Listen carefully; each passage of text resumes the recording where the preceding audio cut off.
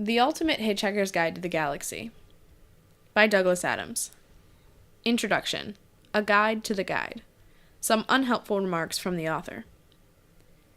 The history of the Hitchhiker's Guide to the Galaxy is now so complicated that every time I tell it, I contradict myself, and whenever I do get it right, I'm misquoted. So the publication of this omnibus edition seemed like a good opportunity to set the record straight, or at least firmly crooked. Anything that is put down wrong here is, as far as I'm concerned, wrong for good. The idea for the title first cropped up while I was lying drunk in a field in Innsbruck, Austria, in 1971. Not particularly drunk, just the sort of drunk you get when you have a couple of stiff gossers after not having eaten for 2 days straight, on account of being a penniless hitchhiker. We are talking a mild inability to stand up. I was traveling with a copy of The Hitchhiker's Guide to Europe by Ken Walsh, a very battered copy that I had borrowed from someone. In fact, since this was 1971 and I still have the book, it must count as stolen by now. I didn't have a copy of Europe on $5 a day, as it then was, because I wasn't in that financial league. Night was beginning to fall on my field as it spun lazily underneath me. I was wondering where I could go that was cheaper than Innsbruck, revolved less, and didn't do the sort of things to me that Innsbruck had done to me that afternoon. What had happened was this. I had been walking through the town trying to find a particular address, and being thoroughly lost, I stopped to ask for directions from a man in the street. I knew this mightn't be easy because I didn't speak German, but I was still surprised to discover just how much difficulty I was having communicating with this particular man. Gradually, the truth dawned on me as we struggled in vain to understand each other, that of all the people in Innsbruck I could have stopped to ask, the one I had picked did not speak English, did not speak French, and was also deaf and dumb. With a series of sincerely apologetic hand movements, I disentangled myself, and a few minutes later, on another street, I stopped and asked another man who also turned out to be deaf and dumb, which was when I bought the beers. I ventured back onto the street. I tried again. When the third man I spoke to turned out to be deaf and dumb, and also blind, I began to feel a terrible weight settling on my shoulders. Wherever I looked, the trees and buildings took on dark and menacing aspects. I pulled my coat tightly around me and hurried lurching down the street, whipped by a sudden gusting wind. I bumped into someone and stammered an apology, but he was deaf and dumb and unable to understand me. The sky lowered. The pavement seemed to tip and spin. If I hadn't happened then to duck down a side street and pass a hotel where a convention for the deaf was being held, there is every chance that my mind would have cracked completely, and I would have spent the rest of my life writing the sort of books for which Kafka became famous and dribbling.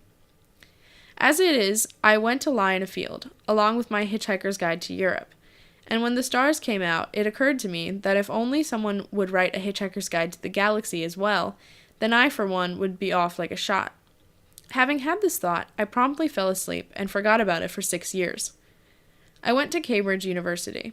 I took a number of baths, and a degree in English. I worried a lot about girls and what had happened to my bike. Later, I became a writer and worked on a lot of things that were almost incredibly successful, but in fact just failed to see the light of day.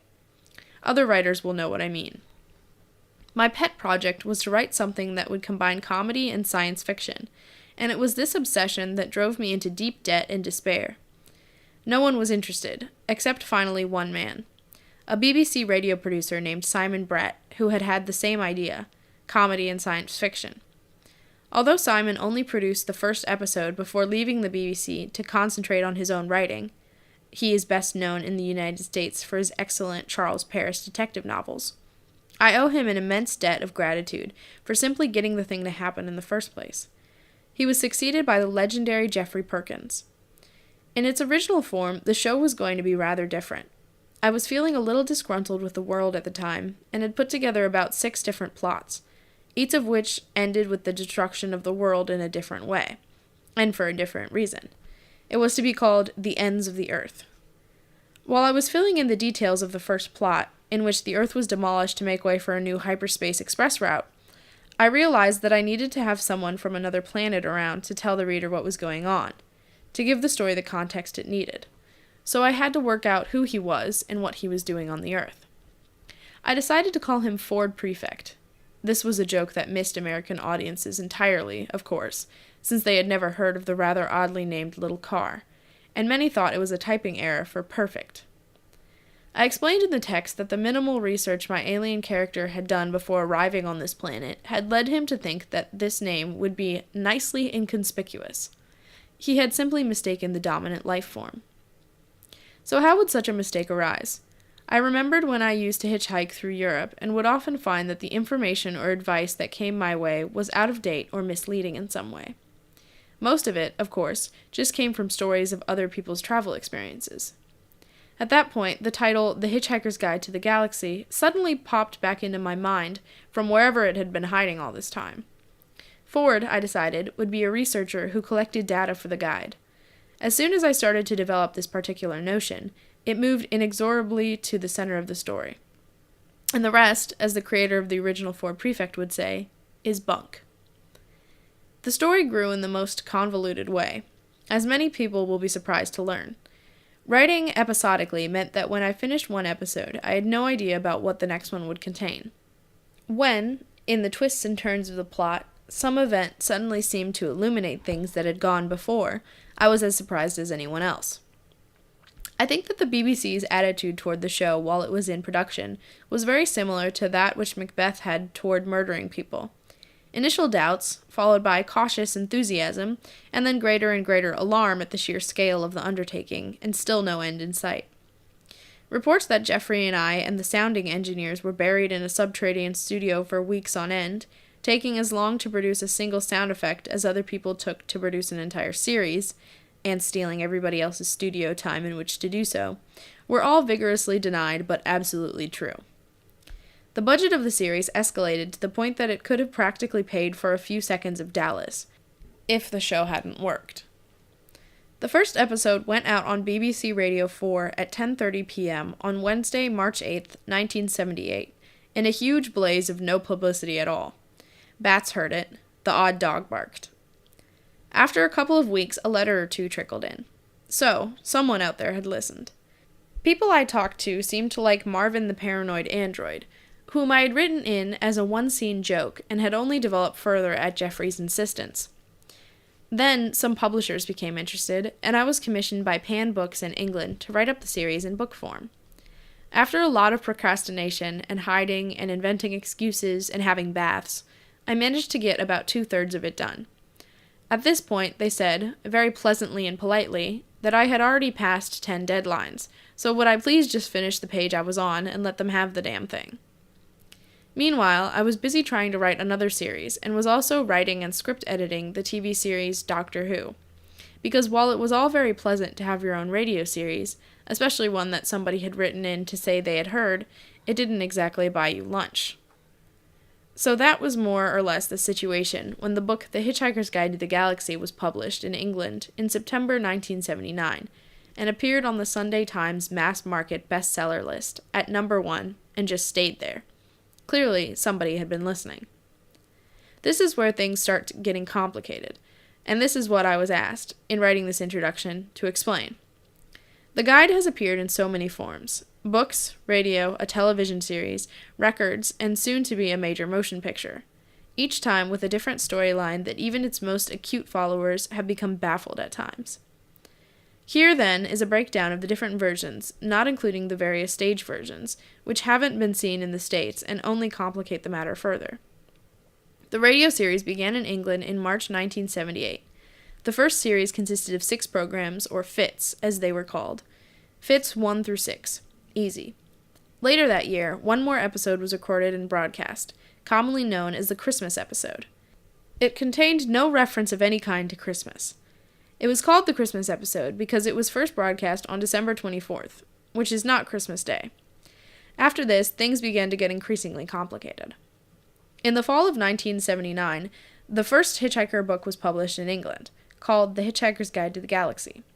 It was a substantially expanded version of the first 4 episodes of the radio series, in which some of the characters behaved in entirely different ways, and others behaved in exactly the same ways, but for entirely different reasons, which amounts to the same thing, but saves rewriting the dialogue. At roughly the same time, a double record album was released, which was, by contrast, a slightly contracted version of the first 4 episodes of the radio series. These were not the recordings that were originally broadcast, but wholly new recordings of substantially the same scripts. This was done because we had used music off gramophone records as incidental music for the series, which is fine on radio, but makes commercial release impossible. In January 1980, 5 new episodes of The Hitchhiker's Guide to the Galaxy were broadcast on BBC Radio, all in 1 week, bringing the total number to 12 episodes. In the fall of 1980, the second Hitchhiker book was published in England, around the same time that Harmony Books published the first book in the United States. It was a very substantially reworked, re-edited, and contracted version of episodes 7, 8, 9, 10, 11, 12, 5, and 6, in that order, of the radio series The Hitchhiker's Guide to the Galaxy. In case that seemed too straightforward, the book was called The Restaurant at the End of the Universe, because it included the material from radio episode 5 of The Hitchhiker's Guide to the Galaxy, which was set in a restaurant called Milloway's, otherwise known as The Restaurant at the End of the Universe. At roughly the same time, a second record album was made featuring a heavily rewritten and expanded version of episodes 5 and 6 of the radio series. This record album was also called The Restaurant at the End of the Universe. Meanwhile, a series of 6 television episodes of The Hitchhiker's Guide to the Galaxy was made by the BBC and broadcast in January 1981. This was based, more or less, on the first 6 episodes of the radio series. In other words, it incorporated most of the book The Hitchhiker's Guide to the Galaxy and the second half of the book The Restaurant at the End of the Universe. Therefore, though it followed the basic structure of the radio series, it incorporated revisions from the books, which didn't. In January 1982, Harmony Books published The Restaurant at the End of the Universe in the United States. In the summer of 1982, a third Hitchhiker book was published simultaneously in England and in the United States, called Life, the Universe, and Everything. This was not based on anything that had already been heard or seen on radio or television. In fact, it flatly contradicted episodes 7, 8, 9, 10, 11, and 12 of the radio series. These episodes of The Hitchhiker's Guide to the Galaxy, you will remember, had already been incorporated in revised form in the book called The Restaurant at the End of the Universe. At this point, I went to America to write a film screenplay which was completely inconsistent with most of what had gone on so far, and since that film was then delayed in the making, a rumor currently has it that filming will start shortly before The Last Trump, I wrote a 4th and last book in the trilogy, So Long and Thanks for All the Fish. This was published in Britain and the USA in the fall of 1984, and it effectively contradicted everything to date, up to and including itself.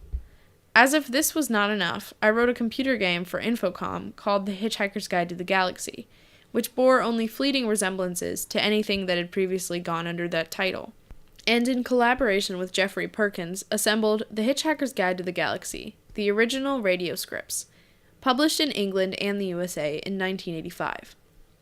Now this was an interesting venture. The book is, as the title suggests, a collection of all the radio scripts, as broadcast, and it is therefore the only example of one Hitchhiker publication accurately and consistently reflecting another.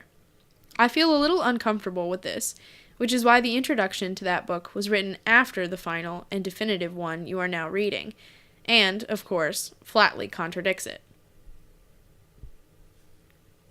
People often ask me how they can leave the planet, so I've prepared some brief notes. How to leave the planet. Number 1. Phone NASA. Their phone number is area code 713-483-3111. Explain that it's very important that you get away as soon as possible. Number 2. If they do not cooperate, phone any friend you may have in the White House, area code 202-456-1414, to have a word on your behalf with the guys at NASA. Number 3. If you don't have any friends in the White House, phone the Kremlin. Ask the overseas operator for 0107-095-295-9051. They don't have any friends there either, at least none to speak of, but they do seem to have a little influence, so you may as well try. Number 4. If that also fails, phone the Pope for guidance. His telephone number is 011-396-6982, and I gather his switchboard is infallible. Number 5. If all these attempts fail, flag down a passing flying saucer and explain that it's vitally important you get away before your phone bill arrives. Signed, Douglas Adams. Los Angeles, 1983, and London, 1985/1986.